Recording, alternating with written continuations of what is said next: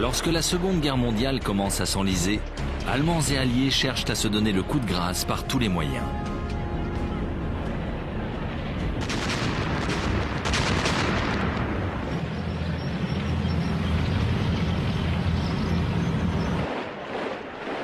Adolf Hitler doit faire face à un problème majeur. Sa stratégie de guerre éclair convient aux opérations terrestres, mais pas à l'attaque d'une île comme la Grande-Bretagne. Il ne lui reste qu'une solution, couper les voies de ravitaillement de son ennemi. Cela se traduit par la construction de plus de navires de guerre et de sous-marins.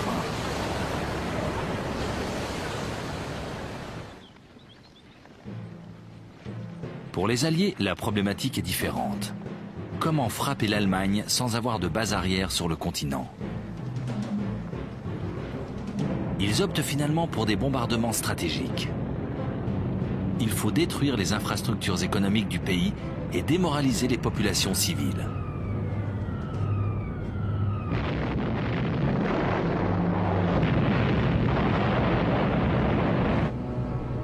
Si les deux adversaires ne font pas les mêmes choix tactiques, ils se rejoignent cependant sur un point: épargner la vie de leurs soldats et mettre un terme à la guerre aussi vite que possible.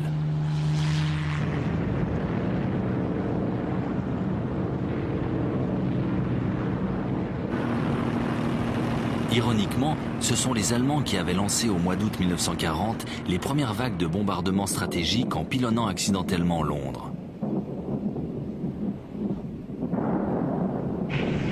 La Royal Air Force avait immédiatement riposté en lâchant ses bombes sur Berlin. Durant l'automne qui suivit, presque tous les jours, les nazis bombardèrent les villes britanniques, pensant que le moral des civils s'effondrerait.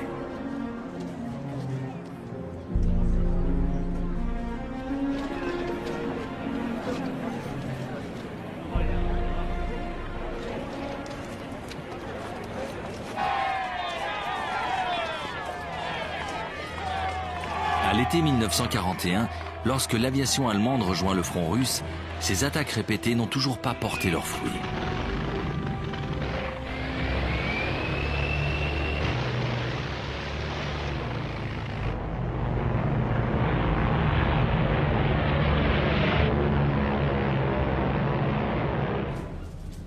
Pourtant, le commandement britannique demeure persuadé qu'une tactique similaire est la meilleure pour mettre l'Allemagne hitlérienne à genoux.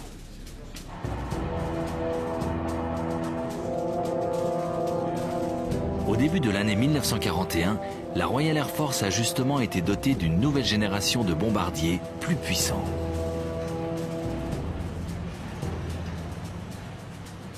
Le Short Stirling peut emporter 8000 kg de bombes, 4 fois plus que ses prédécesseurs.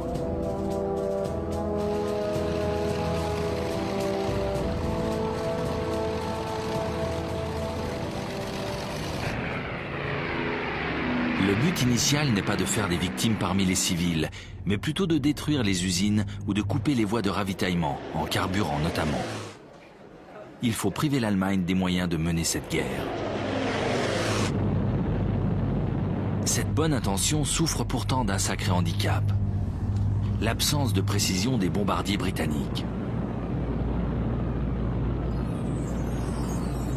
En août 1941, un rapport tenu secret révèle que 90% d'entre eux larguent leur cargaison à plus de 7 km de leur cible.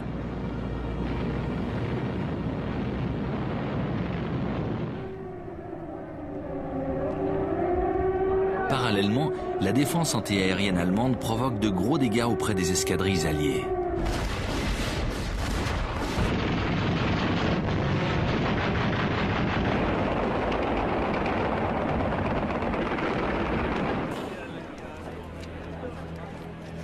À la fin de l'année 1941, 10% des bombardiers engagés dans les raids ont été abattus. Un taux de perte impossible à justifier.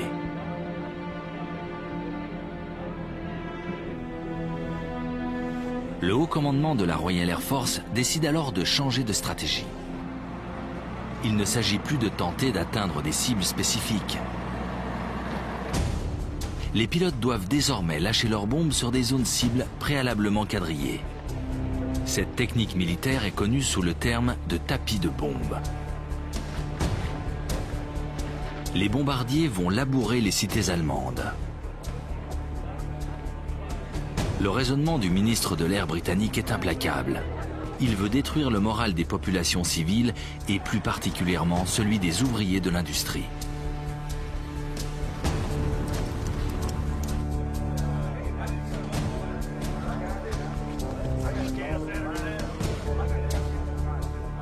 C'est le maréchal Arthur Harris, surnommé le Bombardier, qui va se charger d'appliquer cette politique.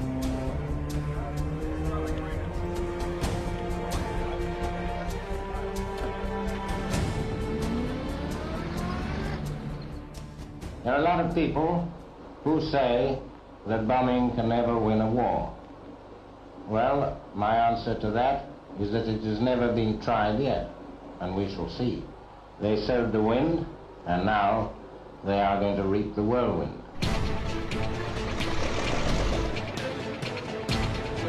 Au printemps 1942, Harris veut démontrer le bien fondé et l'efficacité de ces bombardements stratégiques.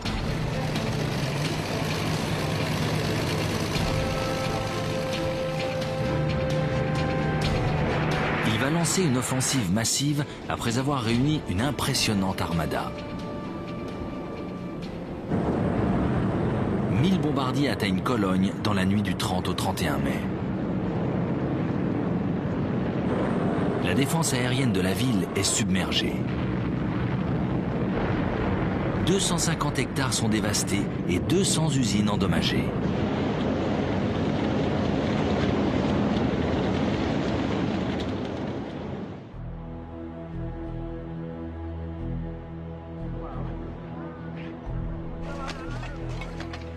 Seuls 39 avions sont abattus, soit 4% de l'effectif engagé.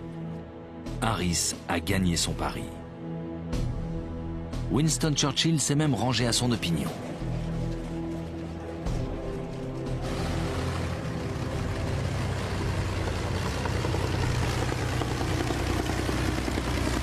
Il dispose désormais d'une nouvelle arme, l'Avro Lancaster, spécialisé dans les bombardements de nuit et qui deviendra l'un des fers de lance des opérations aériennes. Harris bénéficie surtout de l'aide d'un nouveau partenaire. Pendant l'été 1942, les États-Unis ont rejoint le front occidental. Les appareils américains apparaissent sur les terrains britanniques. Il s'agit des célèbres forteresses volantes, les B-17.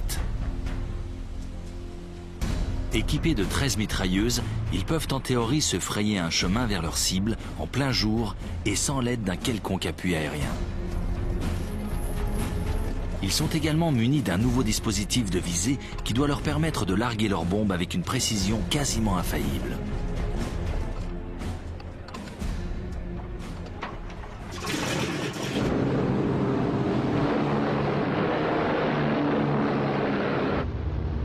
Ces atouts technologiques poussent les Américains à ignorer les leçons des raids britanniques.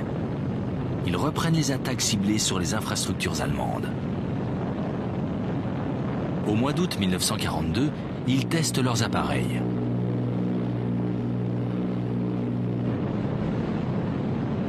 « 12 d'entre eux attaquent une gare de triage près de Rouen.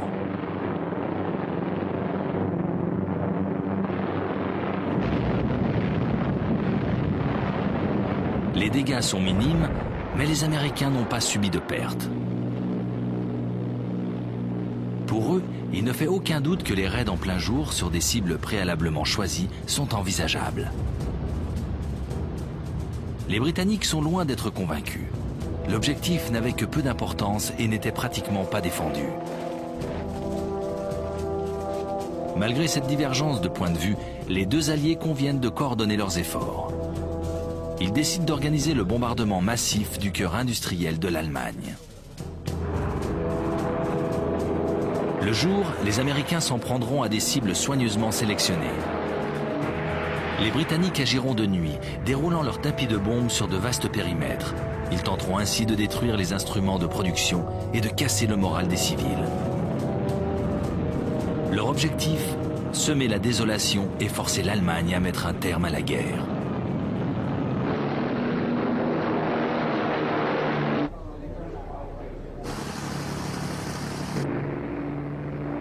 En mars 1943, des avions britanniques se dirigent vers la ville industrielle d'Essen. Une première vague de bombardiers légers va illuminer la cible en larguant des fusées de signalisation. « 450 Lancaster les suivent de près et balayent la ville pourtant fortement défendue.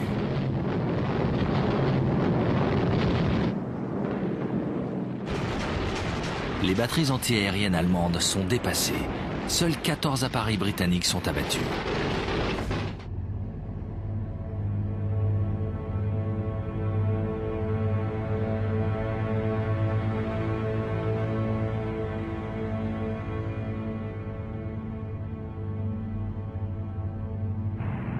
Ce raid est suivi de plusieurs vagues d'attaques similaires sur les villes industrielles de la Ruhr.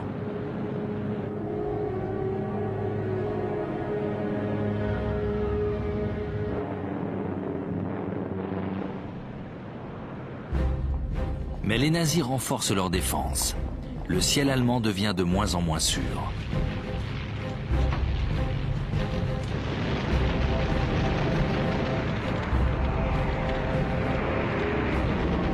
Un avion sur 10 ne rentre plus de mission.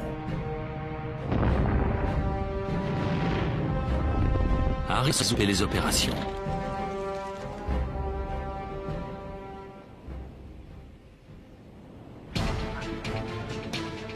Il va au même moment profiter d'une découverte alliée connue sous le nom de Code Window. Il s'agit de lâcher dans le ciel de petites bandes d'aluminium. Ce métal peut brouiller les systèmes radars ennemis et ainsi rendre aveugles leurs défenses antiaériennes. Harris se frotte les mains. En juillet 1943, il reprend l'offensive. Nom de code de l'opération, Gomorrhe.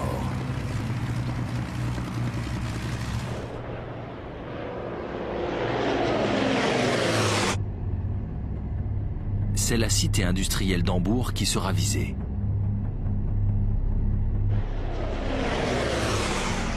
Une première vague de bombardiers provoque les interférences magnétiques.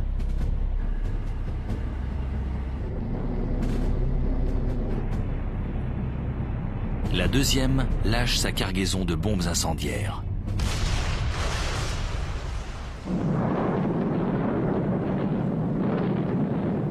Le feu dévaste le centre-ville.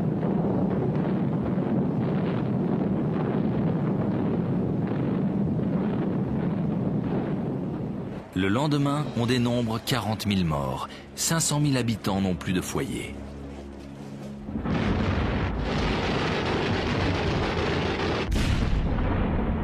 D'autres raids suivent sur le port. La population est profondément traumatisée.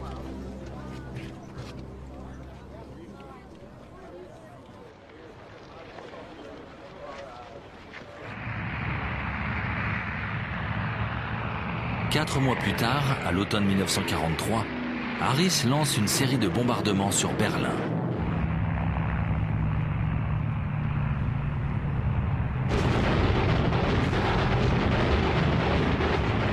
Les Allemands réagissent. Ils réussissent à contrecarrer les effets du système Window. Leurs radars redeviennent efficaces. Au printemps 1944, les Britanniques perdent à nouveau 10% de leurs appareils. La population civile allemande ne semble toujours pas sur le point de craquer. La tactique des tapis de bombes n'a pas le résultat escompté.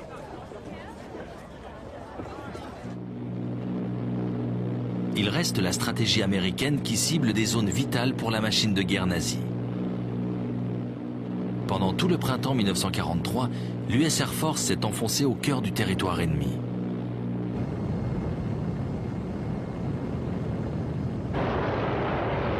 Mais le nombre des pertes grimpe.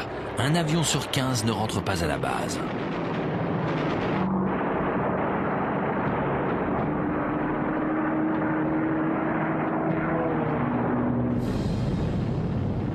Pourtant, au mois d'août, le commandement américain décide de lancer une opération sur les usines d'armement de Ratisbonne et Schweinfurt. C'est une folie. Les deux cités sont loin au sud du pays, bien au-delà du rayon d'action des chasseurs d'escorte.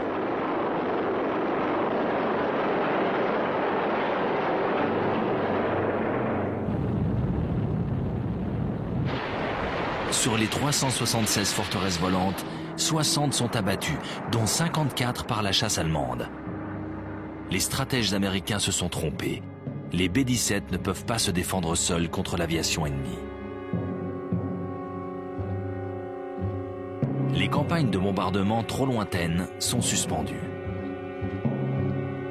La guerre continue sans qu'une stratégie de remplacement soit trouvée. Pourtant, une solution existe.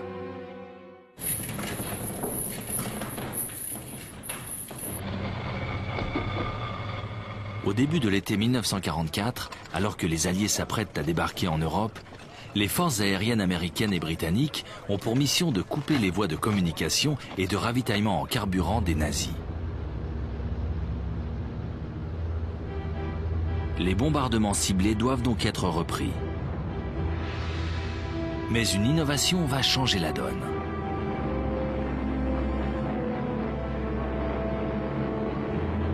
Les ingénieurs anglais ont modifié un avion de chasse américain, le Mustang P-51. Ils l'ont doté d'un moteur tout droit sorti des usines Rolls-Royce.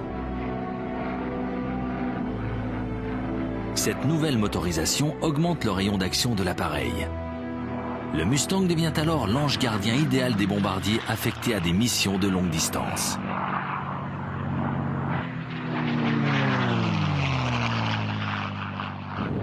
En France, les Alliés vont frapper avec plus de précision, détruisant les ponts et les routes menant au front. Le ravitaillement en carburant de la Wehrmacht devient de plus en plus difficile.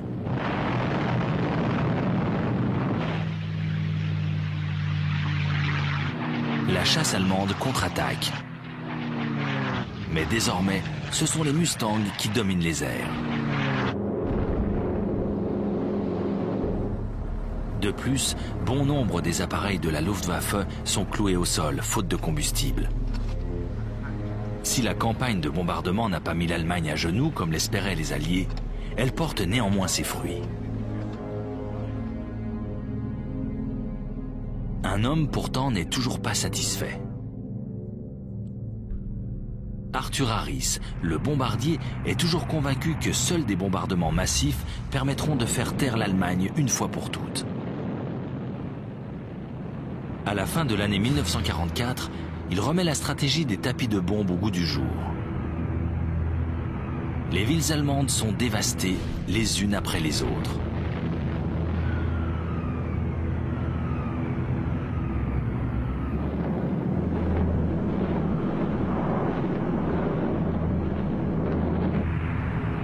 Au mois de février 1945, Harris donne l'ordre d'attaquer une ville de moindre importance stratégique, Dresde.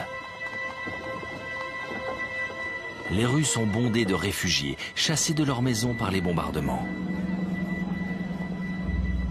Mais Harris n'a que faire des populations civiles.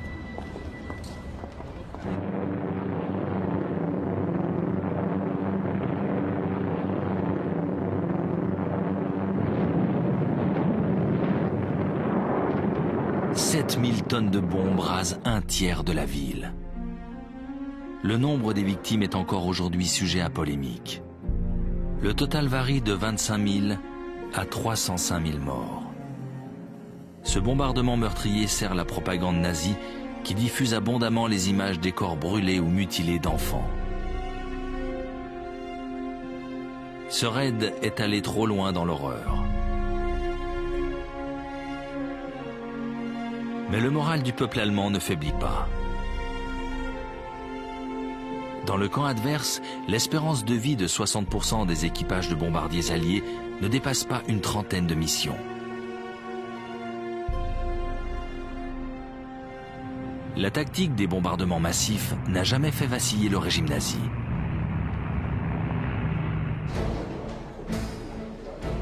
Au contraire, en secret, Hitler fait développer les technologies nécessaires à la mise au point de l'arme qui saura faire enfin la différence.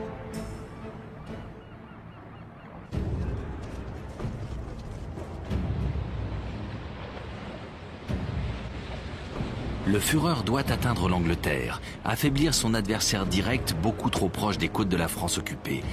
Mais comment faire? La puissance navale britannique l'empêche de manœuvrer dans la Manche. Hitler va alors engager toutes les forces navales qu'il possède pour détruire les convois. Il veut empêcher le ravitaillement en vivres et en carburant des îles britanniques.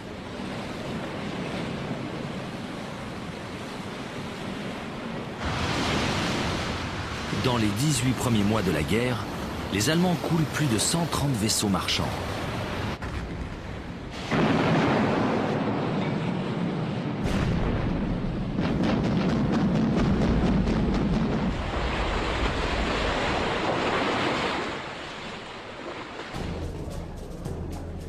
Les bâtiments nazis les plus redoutables restent les navires de poche. Des petits bateaux de guerre conçus dans les années 30 pour contourner l'interdiction de réarmement après la Première Guerre mondiale.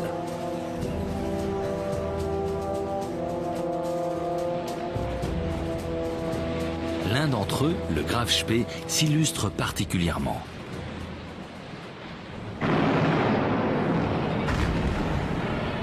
En quelques semaines, il coule 9 vaisseaux marchands dans l'Atlantique Sud avant d'être intercepté et mis hors de combat au large de l'Argentine.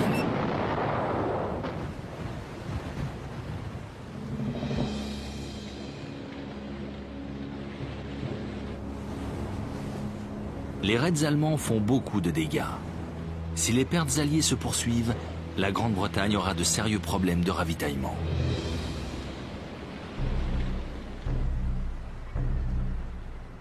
Au début du printemps 1941, les 2 plus gros cuirassés allemands appareillent.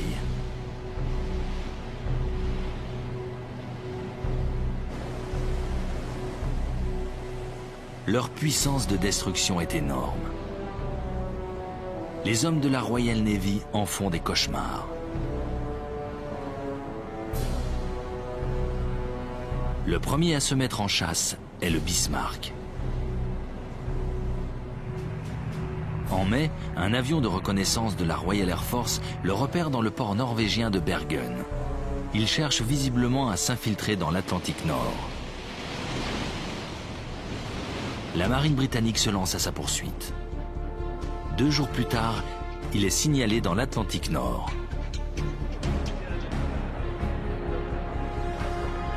Londres charge l'un de ses derniers cuirassés, le Prince de Galles, de l'intercepter. Le croiseur Hood, fleuron de la Royal Navy, l'accompagne.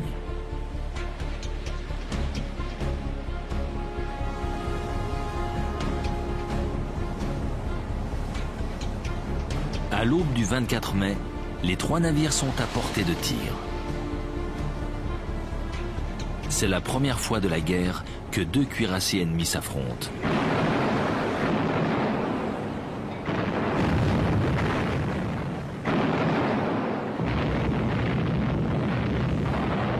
Dès le début du combat, un obus du Bismarck perce le pont faiblement blindé du Hood. Le projectile atteint l'un des magasins de munitions. Une formidable explosion retentit. Seuls 3 membres d'équipage sur les 1419 que compte le Hood pourront être secourus. Le Prince de Galles rompt le combat. Le Bismarck, dont une soute à mazout a été touchée, se retire. C'est sur la route du port de Brest qu'il est repéré 2 jours plus tard.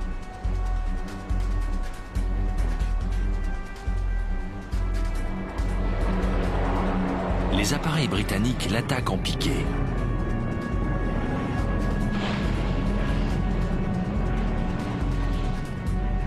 Une de leurs torpilles endommage le gouvernail du Bismarck. Le jour suivant, dès l'aube, 2 cuirassés, le Rodney et le Roi George V, rattrapent le navire désemparé.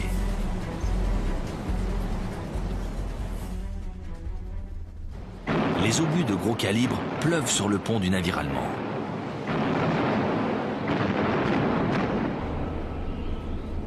Il n'est bientôt plus qu'une épave en flammes. Finalement, une torpille l'achève.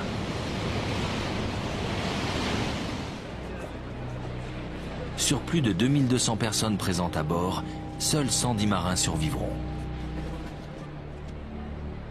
Le Bismarck n'a pas eu le temps de couper les voies d'approvisionnement des îles britanniques.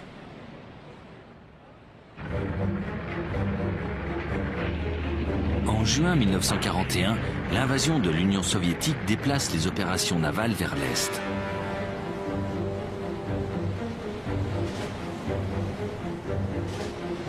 Les convois de ravitaillement alliés rejoignent les ports russes de Mourmansk et Arkhangelsk.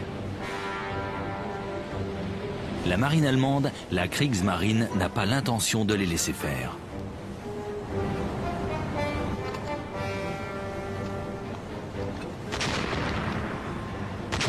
Chaque convoi est impitoyablement attaqué.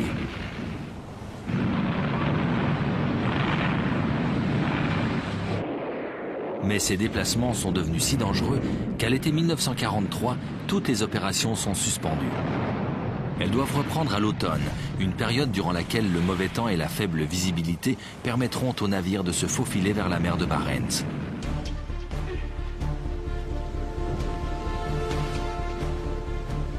Les Britanniques profitent de cette interruption pour se mettre en chasse d'un redoutable ennemi, le Tirpitz, cuirassé jumeau du Bismarck. Il attend son heure paisiblement ancré dans un fjord norvégien.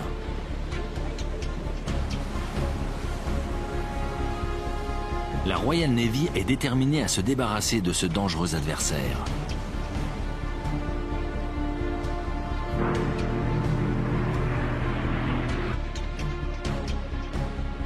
En septembre 1943, 5 sous-marins de poche, connus sous le nom de X-Craft, ont pour mission de le couler.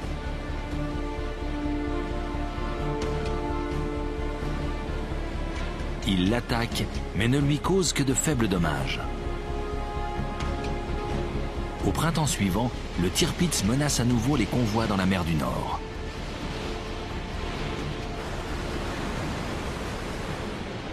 Cette fois, la Royal Navy ne veut pas le rater. Elle expédie 6 porte-avions vers la Norvège.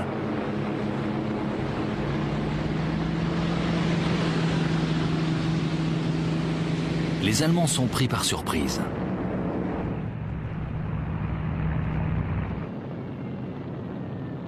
Les bombardiers assaillent le Tirpitz.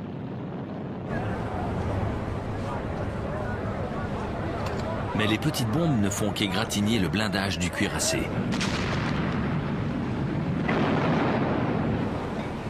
Trois mois plus tard, il est de nouveau en service.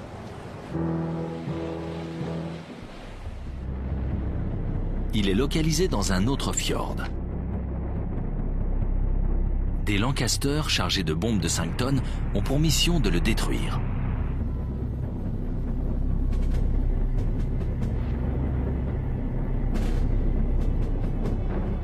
Mais le Tirpitz lance un rideau de fumée derrière lequel il devient quasiment invisible. Plusieurs engins atteignent pourtant sa proue, causant de sérieux dégâts.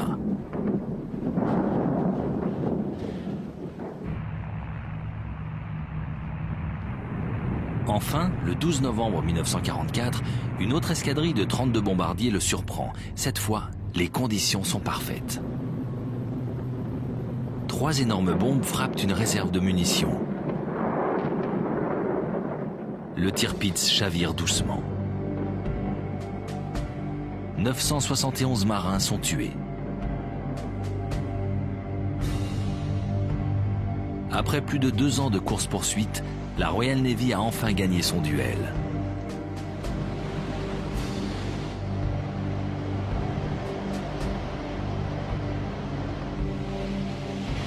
Malgré son indéniable puissance, la marine de surface allemande n'aura pas réussi à peser sur le cours de la guerre. Les Britanniques ne lui en ont jamais laissé l'opportunité.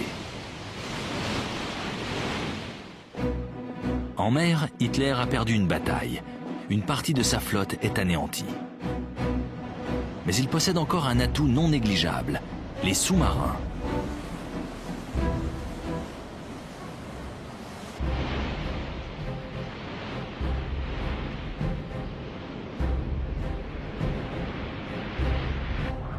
Les stratèges nazis espèrent depuis longtemps que les U-boats pourront tenir le blocus des îles britanniques.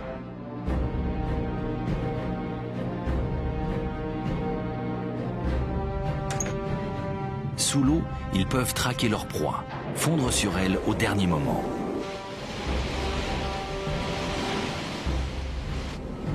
Ils sont aussi extrêmement efficaces en surface.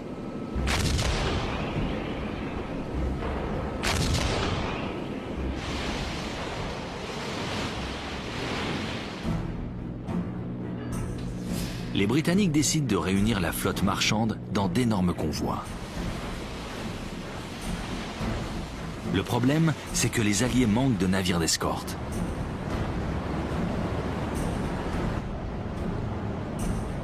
De nombreux bateaux sont sans protection. Et le commandement des forces navales va se montrer très prétentieux. Les officiers supérieurs sont persuadés qu'ils disposent des moyens technologiques et militaires pour contrecarrer la menace allemande. Ils vont vite s'apercevoir de leur erreur.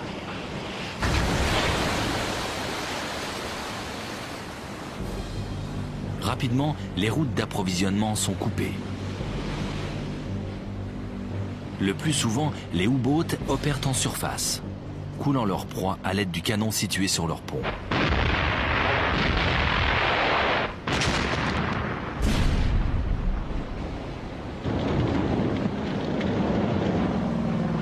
La Royal Navy détache alors des porte-avions transportant des chasseurs de sous-marins qui patrouillent au-dessus des routes empruntées par les convois. Les résultats demeurent cependant bien en dessous des attentes.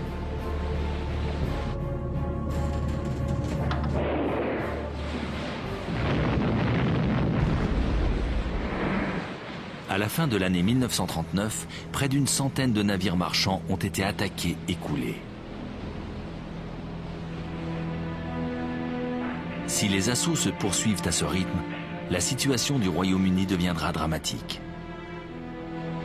Carburant, nourriture et munitions, tout commence à manquer.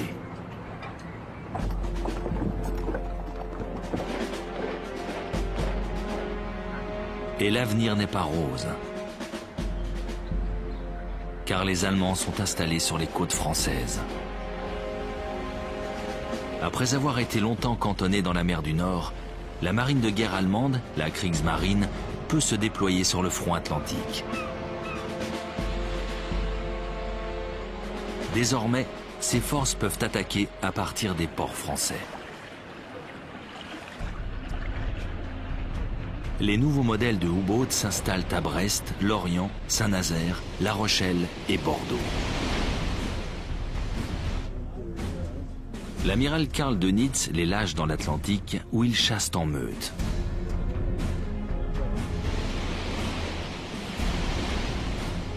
Chaque groupe va couvrir une zone de passage des convois. Lorsqu'un sous-marin a repéré les proies, il contacte les autres.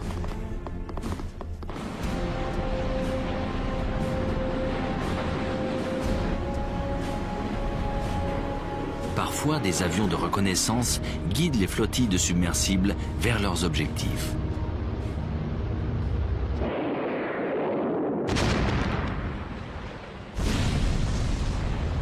À la fin du mois d'octobre 1940, 40% des vaisseaux marchands alliés n'arrivent plus à bon port.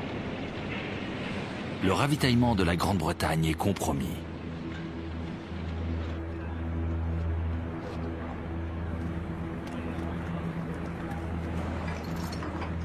Pour les équipages des U-boats, c'est la période dite des temps heureux. Leurs chefs deviennent des héros nationaux. La Grande-Bretagne paye son manque de préparation.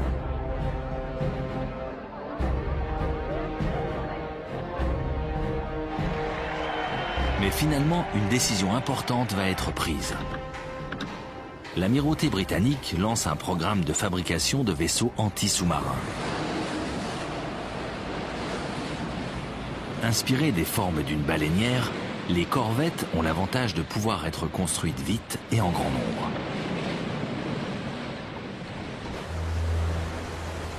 Pour la première fois, les Alliés disposent d'une force capable de protéger leur convoi. Mais à cause d'un moteur peu performant, la corvette plafonne à 15 nœuds, une vitesse inférieure de 2 nœuds à celle des U-boats.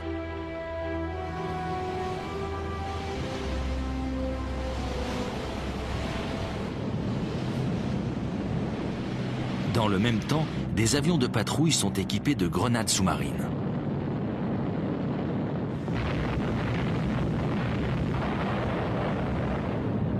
Si les explosions sont nerveusement éprouvantes pour les équipages allemands, l'efficacité de ces bombardements demeure réduite.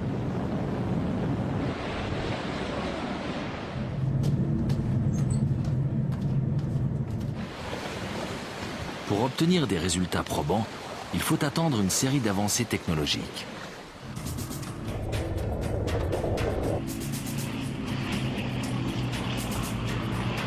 Au début de l'année 1940, le radar centimétrique est mis au point. Plus précis et moins lourd que ses prédécesseurs, ce nouvel appareillage va équiper avions et navires d'escorte.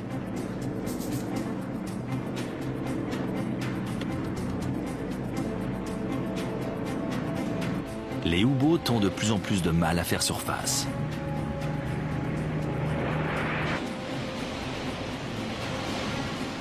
Quelques mois plus tard, un brillant électricien français, Maurice de Lorraine, offre aux Alliés une invention qui va changer la donne. Le œuf d'œuf est un radiodétecteur. Il permet d'intercepter les communications des sous-marins ennemis et ainsi de les localiser.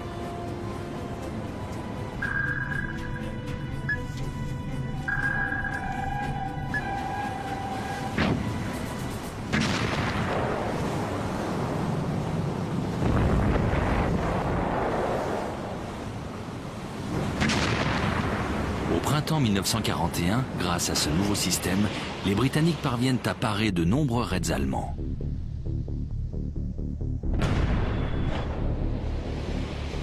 De plus en plus de cargos parviennent à passer entre les mailles du filet.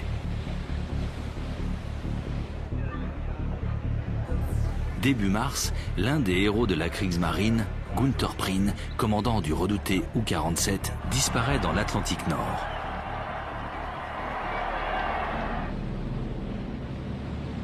Quelque temps plus tard, 2 autres commandants de U-boats meurent en mission.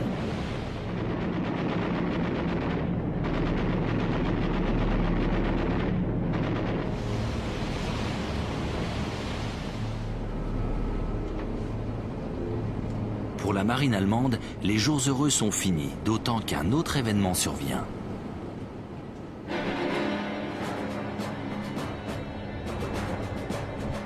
En mai 1941, le destroyer britannique Bulldog force le U-boat 110 à faire surface. Avant que le submersible ne coule, les marins britanniques trouvent à son bord une machine de codage Enigma avec tous ses manuels d'utilisation.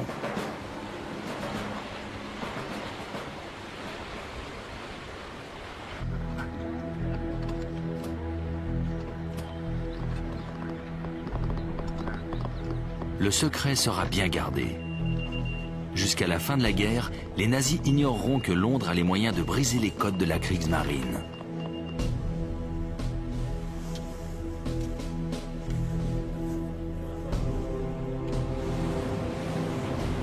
Dans cette terrible partie de cache-cache, les convois alliés ont désormais un atout de taille pour éviter les meutes de sous-marins à l'affût. Mais plusieurs dizaines de submersibles continuent de quadriller l'Atlantique Nord. Ils n'y ont jamais été aussi nombreux.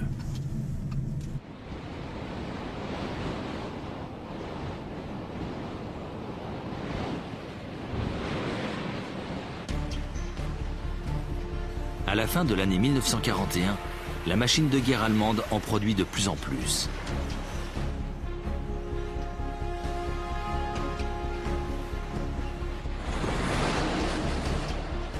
Pour la marine alliée, l'année 1942 va être la pire de toute la guerre.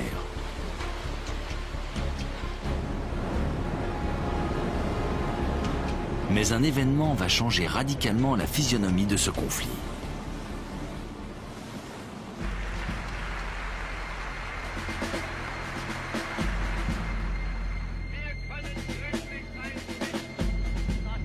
En décembre 1941, Hitler déclare la guerre aux États-Unis.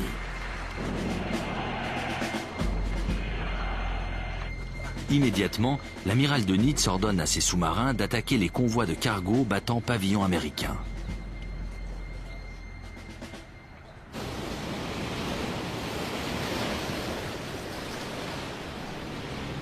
Les derniers modèles, les types 9, sont les seuls à pouvoir faire le long voyage depuis les côtes européennes.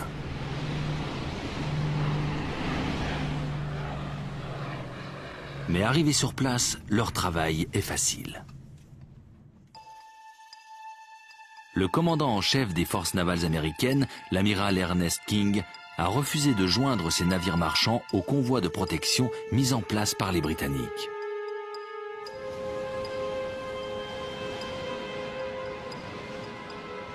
En un trimestre, 400 cargos sont coulés ou détruits.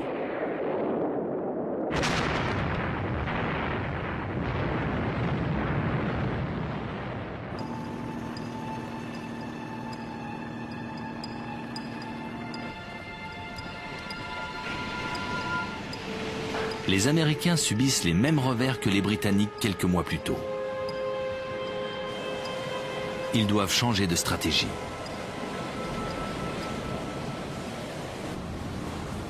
En mai 1942, l'amiral King accepte l'idée de réunir des convois plus étoffés.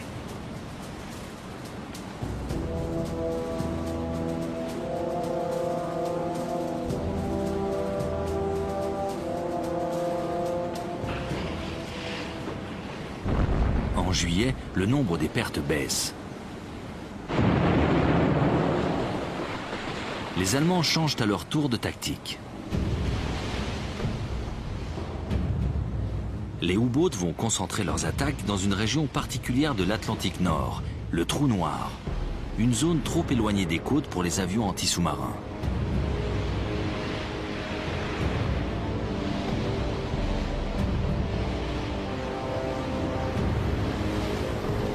Certains convois vont y être assaillis par plus de 15 submersibles.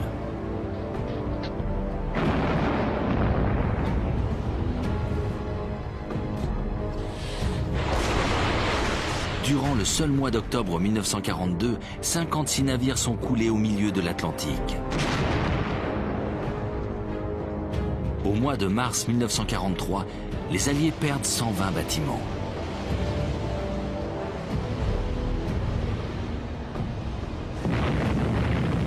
Dans le même temps, seuls 12 U-boats ne rentrent pas de mission. Cette fois, les routes d'approvisionnement sont assez perturbées pour que le Royaume-Uni semble près de s'effondrer. Hitler est persuadé que les U-boats vont lui faire gagner la guerre.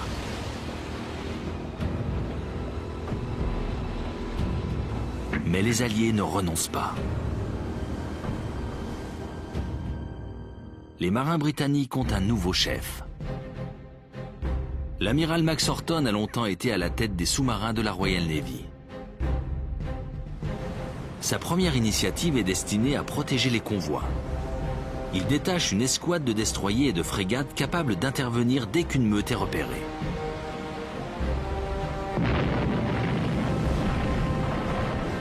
De nouvelles découvertes technologiques donnent un certain avantage aux Alliés.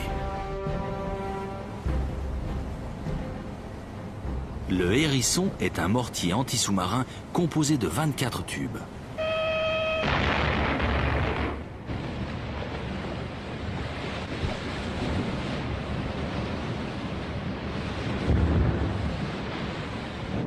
Certains bombardiers vont être équipés d'une lampe surpuissante leur permettant de chasser de nuit lorsque les sous-marins rechargent leurs batteries en surface. Son efficacité est telle que les sous-mariniers allemands préféreront faire surface de jour pour voir les avions arriver.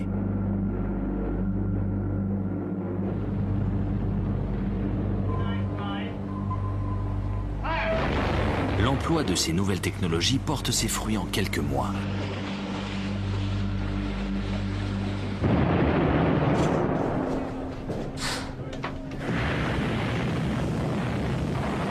Les raids des U-boats sont de moins en moins efficaces. À tel point que l'amiral Dönitz décide de reprendre l'initiative. Le 22 avril 1943, le convoi allié ONS-5, composé de 43 navires marchands et 4 escorteurs, quitte Liverpool. Il doit rallier le Canada pour y charger de l'armement. Dönitz veut frapper un grand coup. 3 meutes. Plus de 43 sous-marins fondent sur le convoi.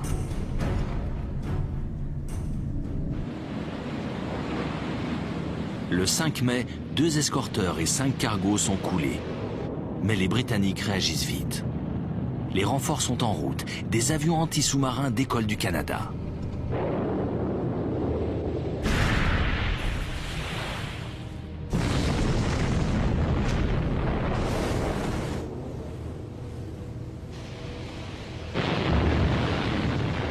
Le 6 mai, un épais brouillard enveloppe les forces alliées qui contre-attaquent.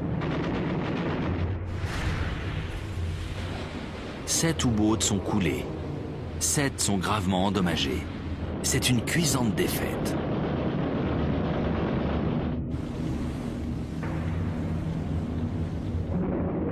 Deux semaines plus tard, Dönitz déclenche une nouvelle attaque.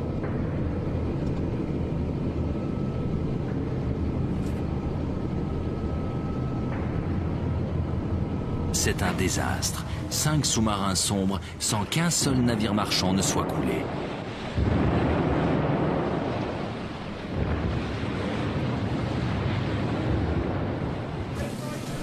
Les hommes de la Kriegsmarine vont surnommer cette période le Mai noir.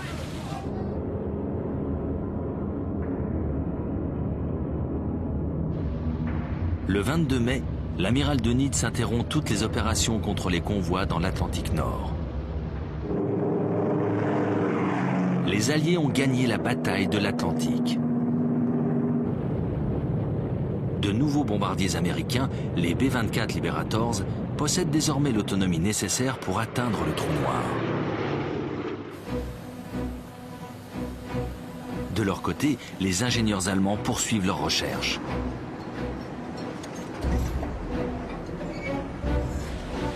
Les submersibles sont équipés de détecteurs de radar et de canons antiaériens.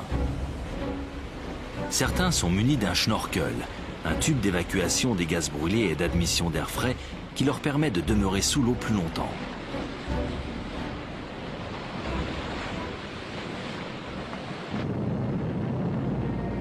Mais dans la partie de cache-cache qui s'engage, les Alliés ont toujours l'avantage.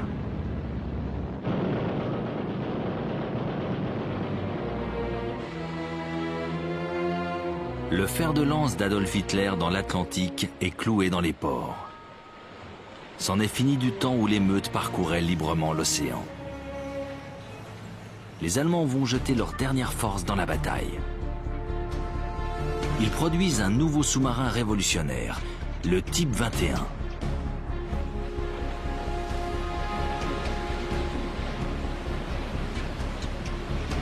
Ces moteurs diesel le propulsent à 31 km/h en plongée, plus vite que certains vaisseaux de surface. Il peut rester 62 heures sous l'eau à vitesse réduite. Les premiers modèles opérationnels quitteront leur base au mois de mars 1945. Il sera déjà trop tard.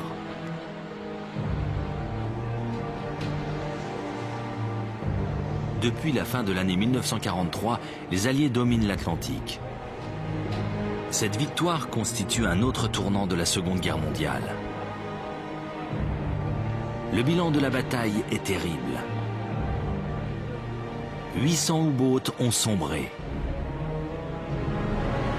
75% des équipages de sous-mariniers allemands ont péri. De leur côté, les Alliés ont perdu 32 000 marins.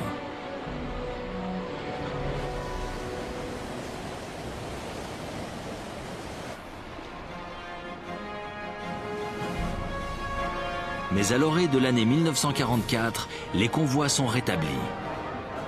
Le matériel et les hommes en provenance des États-Unis affluent au Royaume-Uni. Une autre grande bataille se prépare.